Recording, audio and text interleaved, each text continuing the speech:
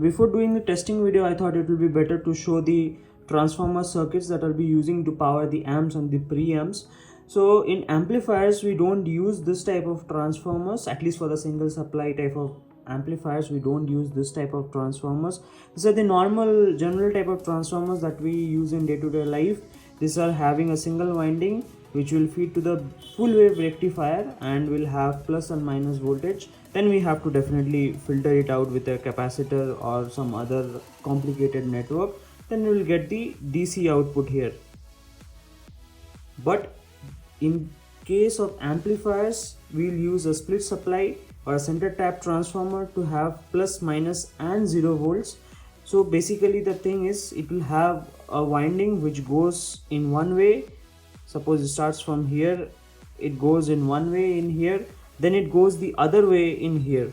So the signal which will be getting after the transformer step down, it will be out of phase. We'll be seeing in the testing, it will be out of phase, and this middle point will be the ground point for both of these. So the output of here will be positive with respect to ground, and the output of here will be negative with respect to ground. Now this circuit board is a very good example of how the center tap transformer and the normal transformer works, because it's having both the circuits, the center tap rectification and also the normal rectification. This is providing the two-wire normal standard transformer input, and this is giving the center tapped input. And if you see in the back, this diode is having only 2 wires, and this diode is having this 2 wires. With this, there is also one third wire which is the main ground. So here 3 outputs, this is 0, this is plus 12, this is minus 12, and here 2 outputs, plus 12 and 0. So if you look at the wave in the oscilloscope, so you will see the input of the center tap, these two are out of phase.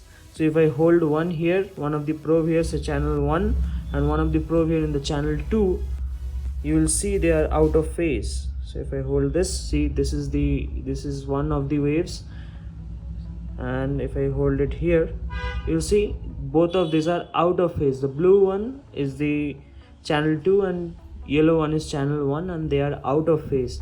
So with respect to ground, one will be positive, respect to ground one will be negative.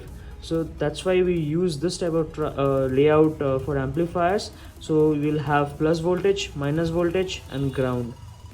So as we have seen in the oscilloscope that these two waves are out of phase 180 degree. So when it's doing the positive cycle, this side will be doing the negative cycle. And the way it's rectified is, suppose when its positive cycle is going on, so this diode will conduct, this particular diode will conduct, and we will get positive half of it. And at the same time, when this is going in the negative part of the cycle, so this diode will conduct and will get the negative part of it. So at the same time, we are having positive and negative with respect to this ground.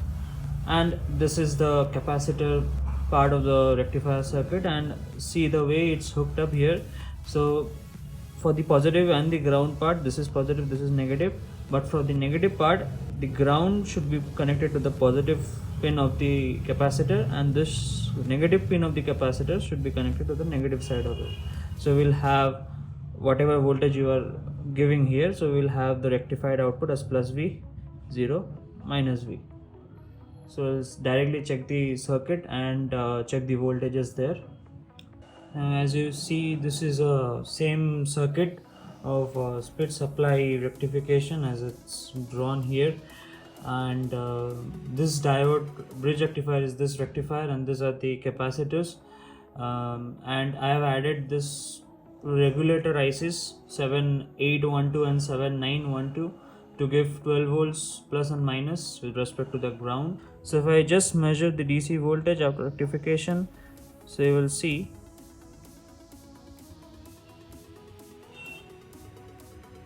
it's close to 17 volts, as the AC input that we are getting here is not 12, it's more than 12. That is called line regulation. We should always keep whatever voltage we want, we should keep it a bit higher than that, so that after we put load, this won't sag much.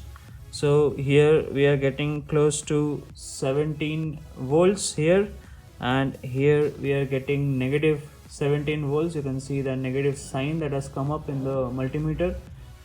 So the AC it's giving out is, if I directly measure here with respect to this this ground, if I just measure it, so see it's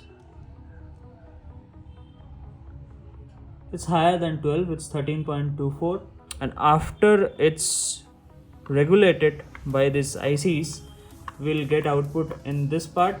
So we'll just, the middle portion is the ground and these two are the positive and negative. We'll just check the voltages there. So if I probe the first one with respect to the ground, so this will give us our positive 12 volts, so close to 12 volts.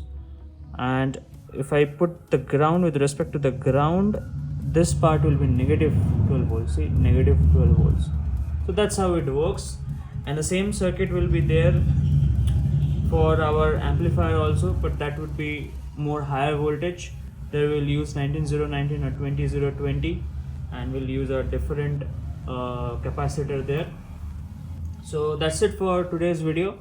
We'll directly meet in the next testing video of the TDA 2050 IC, and that's it for today's video. Bye guys. Please like, share and subscribe, and also press the bell notification, so when I'll be uploading new videos, you'll get updated with those. Thank you. Bye.